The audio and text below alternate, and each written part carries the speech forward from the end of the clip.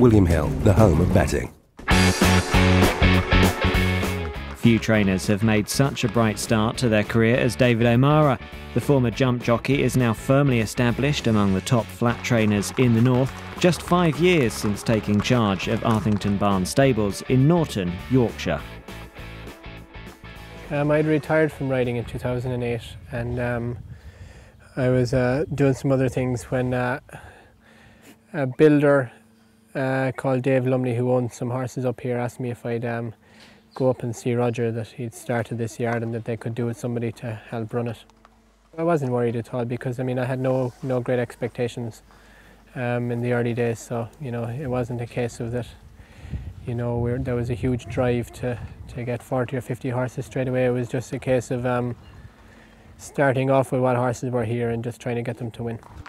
It's been an incredible rise, 500 winners in 5 years, and you've really developed a reputation for improving horses from other yards. Why do you think that is? What do you think you do differently here that seems to revitalise? It's a very hard question for us to answer, really. We don't do things that different, really. Some of the horses here that have improved, they might have improved anyway. Maybe it's a hard one to sort of say what we do different than anybody else. We just sort of try and get the horses fit and keep them fairly relaxed and stress-free in doing so, and it seems to work. And is there a particular type of horse you look for to take on? Not necessarily. Sort of in the early days we were buying a lot for syndicates. We do have more owner breeders in the yard now, like Cheveley Park have a few horses here. Peter Player, Watton Manor Stud, obviously Sir Robert Ogden with Amazing Maria. So the type of horse and the type of owner has changed a little, although we've still got a lot of syndicates and in the yard as well. Undoubtedly the stable star for O'Mara this season has been Amazing Maria, a useful 2-year-old when trained by Ed Dunlop, but a filly whose form had tailed off at 3. She's done really well, won her last 3, 2 Group 1s. Her next run will probably be in Ireland in the Matron. She may come up against Legatissimo, so it won't be an easy race, but she's in good form and seems to be taking her racing well.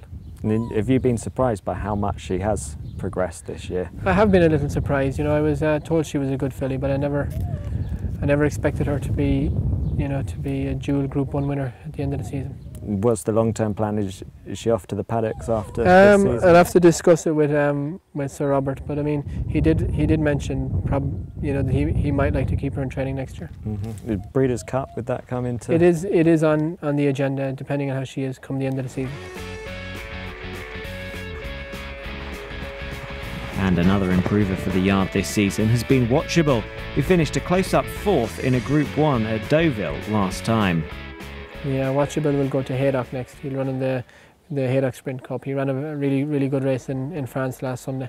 Is he the sort of horse that needs a big field? He seems to have a better record in races with... Not necessarily, no. I know he got beaten in Newbury in a small field, but he's a horse with an awful lot of ability, and I don't know why he didn't run better at Newbury, but we were delighted with how he ran in France, in Deauville on Sunday. So what about the future? Which 2-year-old should punters keep a lookout for this season? We ran a really nice horse at Ayr recently in a 2-year-old maiden called Cape Love, which he should be capable of good things.